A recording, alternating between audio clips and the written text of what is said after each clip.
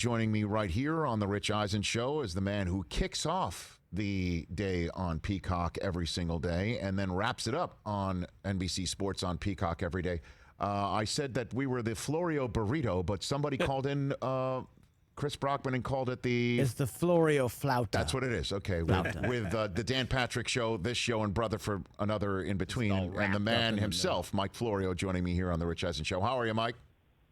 So wait, we're the tortilla shell? Is that how that works? Well, you know what? Whatever, it's delicious. I think so. It doesn't matter. It's just delicious. That's all that. Well, salsa. It's scrumptious and it's a delectable treat. Is basically what I'm saying. Doesn't matter.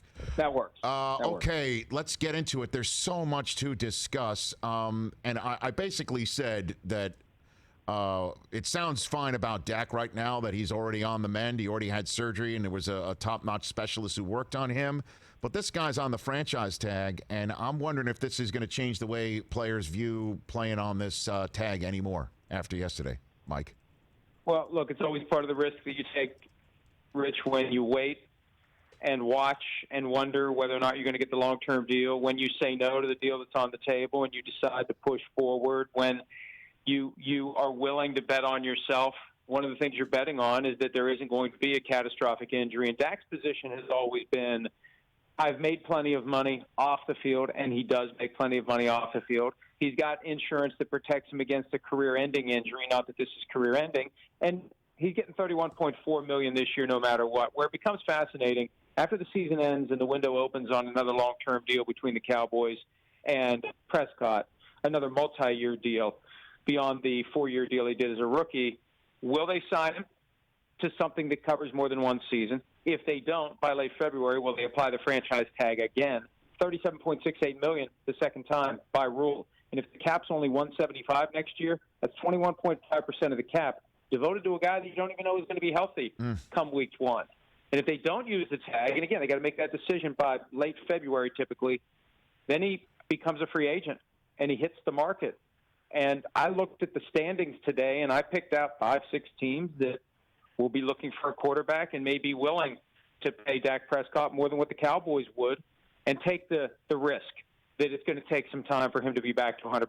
So this is all going to hinge on his health to a certain extent, but if he's not healthy, the Cowboys are going to have to make a very careful decision about how much to invest and how to play this out and whether or not ultimately to use the franchise tag. And Dak's position has always been that this is just business, and he never gives in to whatever the Cowboys want him to take, and we're going to go through that again, and I think the stakes are going to be higher than ever come February. Well, walk me through that list, Mike, because, again, I know we're talking about, obviously, next offseason, and there's a playing season that is one of the most unique playing seasons ever, and we'll get to that in a second. But the reason why I want to bring that up, because it does play into the way that that list is created is affected by wins and losses that are happening right now.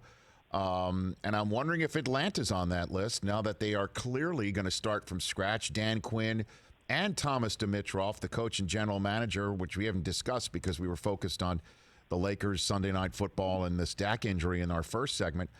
They were both fired after an 0-5 start, cemented by I love him. I love the Mattrell. I love Matt Ryan, but that interception in the end zone that helped seal the fate yesterday of both of these men looked like something that you would call out a rookie for. Mike, I'm wondering what your list looks like. Well, and Rich, you know how it goes. Every GM wants his own coach. Every coach wants his own quarterback. You can have a new GM and a new head coach. That's the right way to do it. I don't like having the coach and the GM on different tracks. So they get a new GM, a new head coach, and then the question becomes, is Matt Ryan the quarterback that the Falcons need? And if Dak Prescott's available, depending upon who the GM and the coach may be, that's the team that I have on my list. The other teams that I've got scribbled down here, the Jets are a possibility, depending upon whether and to what extent things get blown up in New York and whether or not they want to stick with Sam Darnold. The Broncos, if they decide Drew Lock just isn't the guy, and Drew Lock's had a hard time staying healthy. The Jaguars, if things get blown up there. The Colts have Phillip Rivers on a one-year deal, and I'm fascinated by the prospect of Dak Prescott going to Indianapolis. The Lions maybe hitting the reset button and moving on from Matthew Stafford. The Giants, if Daniel Jones runs out of time, and wouldn't that be something to have a reunion between Dak and Jason Garrett? Washington, we don't know where they're going now with Dwayne Haskins. The Eagles, if they decide it's the end of the road for Carson Wentz. What about the Saints? If Drew Brees retires and they're not ready to hand the ball to Taysom Hill and they just think he's never going to be the guy? What if the 49ers give up on Jimmy Garoppolo? And it looks like maybe they should after yesterday, although the injury had something to do with his performance. So, every year there's that cluster of teams that, whether it's coaching changes or whether it's just exasperation, they want another quarterback. And Dak is going to get thrown into that mix if the Cowboys don't find a way to keep him around. It's going to make for a fascinating offseason if that ends up being the case, Rich. Mike Florio here on the Rich Eisen Show, and the way it works. There's two ways it works for a coaching search in the NFL. One is you hire Corn Ferry and you give money to somebody to give you a list that you should pretty much have in the right-hand drawer yourself. Some sort of headhunting firm. That to me is I would love to have a business like I'll give you a list for whatever, the list is life in the NFL pretty much. You could have it. That's one way to do it. And the other way to do it is to basically have your own way of conducting the search by blowing your coach out because you're afraid everybody else is going to get a head start. So we saw the Texans hired they hired a headhunter. Who do you have for me for the next team that might say we got to get in on this because two teams now have already gotten a head start on who the next coach is? Mike? And Rich, I think you're right on the money because does Arthur Blank, who has been more than patient with Dan Quinn and Thomas Dimitroff was hired in 2008, does he make this move now if the Texans aren't already out there with Corn Ferry looking under every rock and every nook and cranny for the right possible candidates to come in and maybe squat on them unofficially before the Falcons have a chance? I mean, look at the Jets. Yeah, look, the worst thing that's happened to the Jets this year is the Panthers, because the Panthers are proving you can rebuild and still live in the house, right? It's not a rebuild, it's a remodel. And that's what the Panthers are doing. They're 3-2.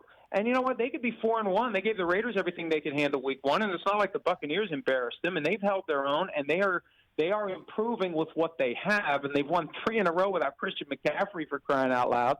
And I just think that makes it even worse for the Jets. And I don't know how sustainable it is with these embarrassments week after week after week.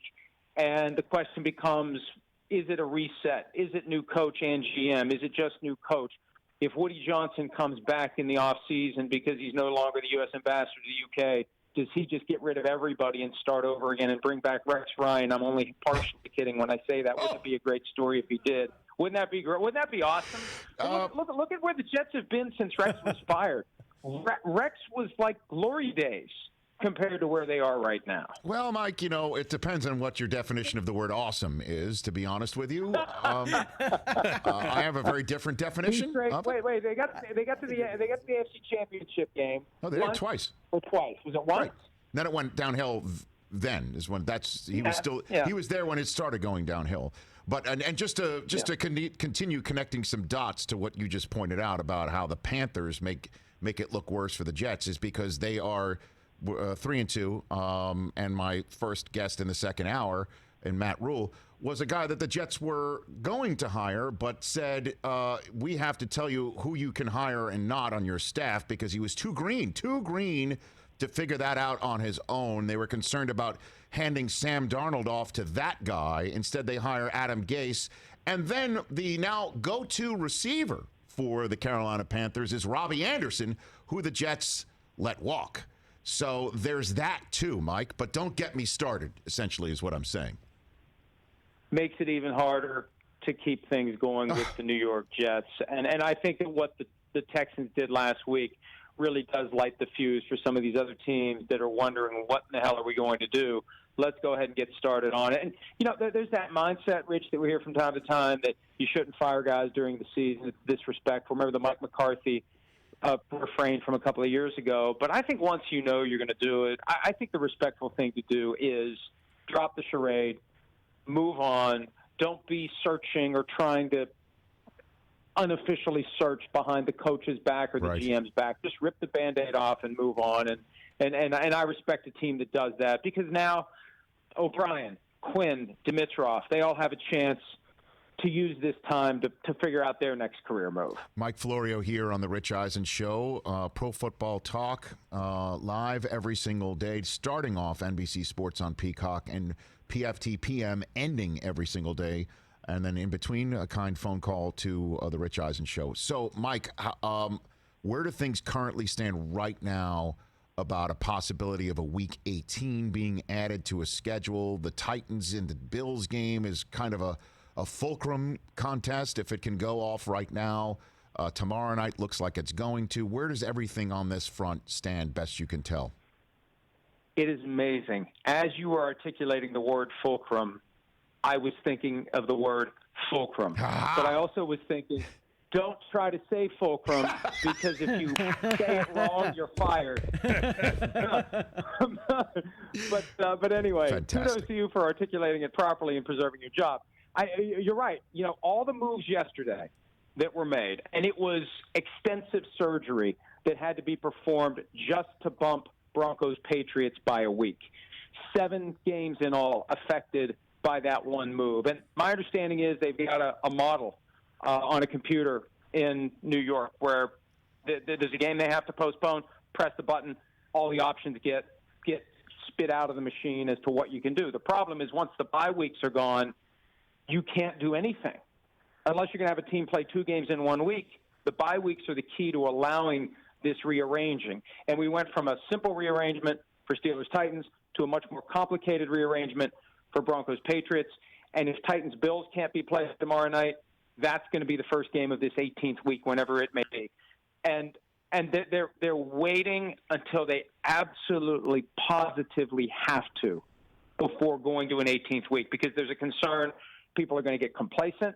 Hey, we got an 18th week. You know, if we miss a game, so what? No big deal. We get a second bye. We'll play an extra game later in the year. It's not that easy, because all it takes is one team, Rich, to have 2 games affected, and then a Week 18 doesn't work. You need a Week 19. And I think that they're holding Week 18 in one back pocket, and then like Week 19 is like the gun strapped to your lower leg that you only go to in the absolute, gravest of emergency.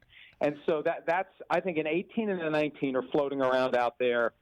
And then the question is, when do you play them? I was on with Mad Dog last week, and he said something that upset me because I wished I'd have thought of it. Yes. You just take Week 17 and you make it Week 18. And then you backfill Week 17 with your extra games, so you don't have the 1 seeds possibly being 3 weeks between games, which makes a ton of sense.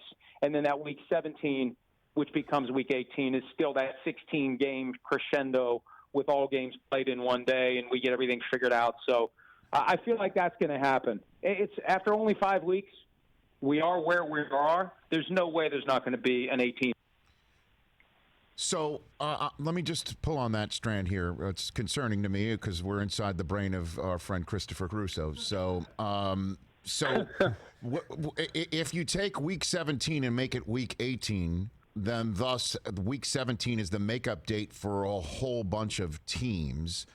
Wouldn't that give a bye week to a whole bunch of other teams for Week 18 that they could absolutely utilize to their benefit when they're sitting back and seeing if a Week 17 game clinches a spot for them in Week 18, and then they don't have to play anybody, and then they sit back and have 2 bye weeks for somebody prior to, you know what I mean? Like, there's so many unintended consequences just off the top of my head that would make that an issue. But, the bottom line is... You're right. You're absolutely right. But this is reality. If the goal is to get into 256 games, it's just a question of which unintended consequence do we embrace and say we do what we have to do in order to play all the games. Exactly, because again, that's the point here, is that nothing is normal anymore. Maybe for a very, very long time in our lives. And the way that we're looking at this, I mean, the NBA just finished up, for crying out loud, on October 11th, and then they may not play and start a regular season in the manner in which we're used to it for another 2 years, And then the NFL, forget a combine draft. I can't even imagine what the hell that's going on right now. So I guess anything goes.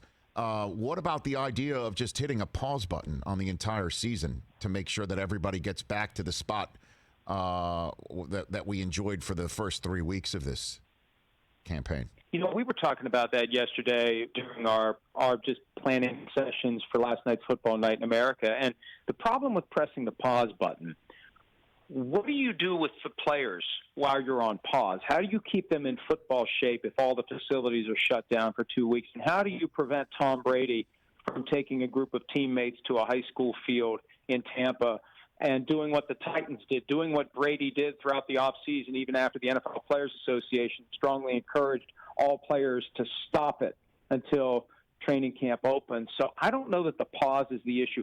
I continue to be a firm believer in the home market bubble because the NFL's current protocol is premised on accepting, Rich, the idea that people are going to catch it in the community, and our goal is to intercept those folks by having them test positive and ensure that until you get the positive result, we're practicing the kind of procedures in the building that keep it from spreading. If you do a home market bubble, and if you can pull off a home market bubble, and everyone's staying in a hotel, and this would require negotiations between the league and the union, that's one of the reasons why I think it hasn't happened, because the NFL doesn't want to make a concession to the union, and the union doesn't want to agree to an unprecedented restriction on the ability of these guys to live their lives and be with their families and live in a hotel for 3 months. But I think that's the only way that you fix it. And I had a GM point out to me yesterday that here's what's going to happen.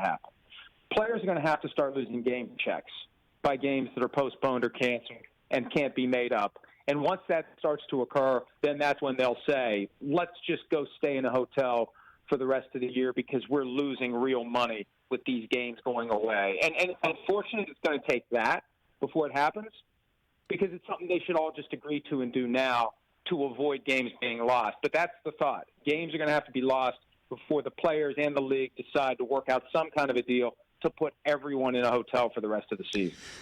Before we send Mike Florio into the rest of his day to prepare for PFT PM to wrap up the day here on NBC Sports on Peacock, ask him the poll question, Christopher, that you can vote on at Rich Eisen Show right now yourselves. Yeah, Mike, what was the most impressive win from yesterday? Cowboys, Dolphins, Raiders, Seahawks?